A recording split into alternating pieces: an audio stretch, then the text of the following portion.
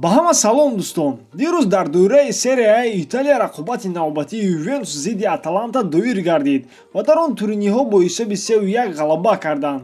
Пауло Дибала ва Гонсало Игуаин голҳои ин бозиро ба самар расониданд.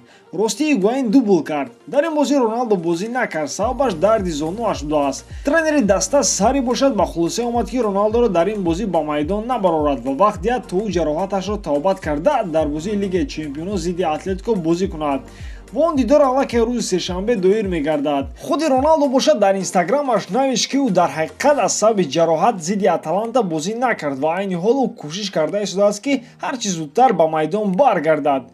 дӯсти наздики Криштиано бошад ба ҳама нашрияҳо нақл кард ки Роналдо ба хулоса омад ки то дар анҷоми ин сезон аз Ювентус равад ва ҳатто агар Ювентус дар Лигаи Чемпионҳо ғолиб шавад, Роналдо турнирро тарк мекунад. дар ин бора бошад баъдтар гап мезанем ва ҳоло бошад биёед интервюи тренери Ювентус Маурисио Сарриро пас аз бозӣ бо Аталанта дар бораи Роналдо гӯш кунем. пеш аз сар кардан мехоҳам хотиррасон кунам ки сарпарасти видеои мо 1x мебошад. Агар футболро хуб фаҳмед, то ба ссилка комментария будагӣ даромада ғолиб бароед. Агар боз дар вақти регистратсия дар ҷои промокод TOUCHFOOT нависед, ба шумо 6500 рубл бонус медиҳанд.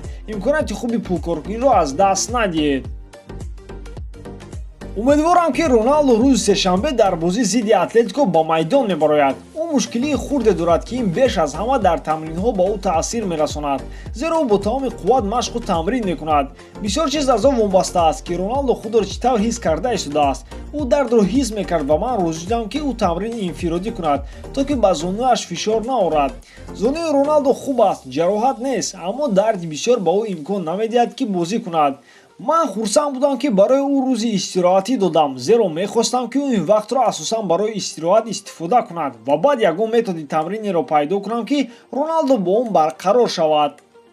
акнун биёед суханони дӯсти наздики Роналдо Ноно Гомешро гӯш кунем, ки ӯ дар телевизиони TMZ Sport оиди ҳолати Роналдо дар Ювентус нақл кард. муносибати Роналдо ва Сари безеб шуданд. Сари барои Ювентус стил ва нақши нави бозӣ кофта истодааст ва дар бисёр нақшаҳои Сари Роналдо дар нақши асосӣ нест. дар баъзе ҳолатҳо Сари умуман метавонад бе Роналдо тактикаи бозиро созад ва дар ҳақиқат дар охири сезон ин проблемаи ҷиддӣ барои директорҳои Ювентус хоҳад шуд. Криштиано фаҳмида истодааст ки дар атрофи ӯ ва атрофи даста чӣ рӯй дода истодааст. мо бо ӯ дар ин бора суҳбат кардем ва баъд аз суҳбат ман боварӣ ҳосил кардам ки ин сезони охирони ӯ дар Ювентус хоҳад буд. хуб аст ки Роналдо бозингари даркорӣ аст ва легендаи зиндаи футбол мебошад. вақте ки ӯ аз Ювентус равад, мухлисон мефаҳманд ки ӯ барои худ боз як имтиҳони дигар меҷӯяд.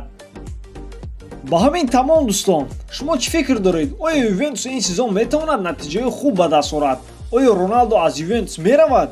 агар равад, пас ба кадом даста? фикри худро албатта дар комментария нависед. аз ёд набароред дар канал обуна шуданро, ки аз хабарҳои муҳим ва шавқовари футбол қафо намонед. бо шумо буд Муҳаммад Гаиров. хай дар паноҳи Аллоҳ.